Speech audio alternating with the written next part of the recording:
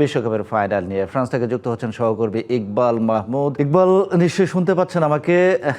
ফ্রান্সে এই মুহূর্তে আসলে কি অবস্থা? যদিও ফ্রান্স বিশ্বকাপে নেই, তারপরেও যে আপনার পাশে দেখতে পাচ্ছি অনেক দর্শক এবং আর্জেন্টিনার জার্সি গায়ে। একই সাথে জানতে চাইবো যে আসলে ফ্রান্সেরও আসলে উৎসাহ উদ্দীপনা কিংবা আগ্রহ আদৌ আছে কিনা বিশ্বকাপ নিয়ে, যদিও তারা ছিটকে গেছে আসর থেকে। ইকবাল, আপনাকে অসংখ্য ধন্যবাদ। আমি প্যারিসের একটা জায়গায় দাঁড়িয়ে আছি, এখানে আর্জেন্টিনার ফ্যান জোন।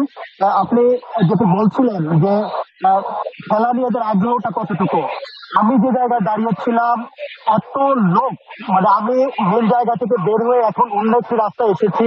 আপনি আমার পিছনে দেখতে পাচ্ছেন যে কি পরিমাণ লোক এখানে আছে। আর তারপরে আরেকটা বিষয় হচ্ছে আর্জেন্টিনার যে ফরাসিদের এই খেলা নিয়ে আগ্রহ কতটুকু। আপনি জানেন যে সেমিফাইনালে ফ্রান্স স্পেনের কাছে পরাজিত হয়েছে, যার কারণে এখানে অনেক ফরাসিরাই আজকে ফ্রান্সকে সাপোর্ট করতেছে। আমার পাশে একজন আর্জেন্টিনার ফ্যান আছে, আমি তার সঙ্গে কথা বলবো। একজন আর্জেন্টিনা আছে, তার সঙ্গে কথা বলবো আর দেখি তার অনুভূতি কিছু কি বলতে চাচ্ছে। Which team are supporting today? Yeah, rooting for Argentina and also Netherlands.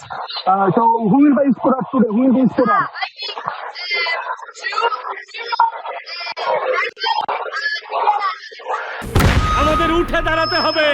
Heavy স্পিডে স্পিড সকল অন্যায়ের বিরুদ্ধে রুখে দাঁড়ানোর এনার্জি পার্টনার।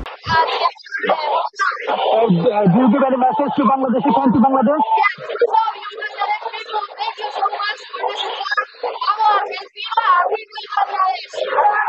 যেমনটি শুনছিলেন, তিনি বাংলাদেশকে অনেক ভালোবাসেন এবং বাংলাদেশের দর্শকদের জন্য অনেক অনেক শুভকামনা জানাচ্ছেন। আমি যেমনটি বলছিলাম, ঠিক এখানে যেমন আর্জেন্টিনার অরিজিনাল আর্জেন্টিনার ফ্যান আছে, তেমনই বাংলাদেশি ফ্যানরাও এখানে এসেছেন আর্জেন্টিনার খেলা দেখার জন্য।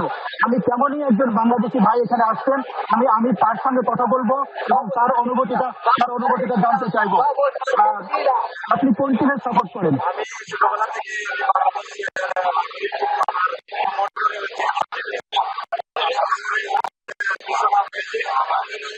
আপনাকে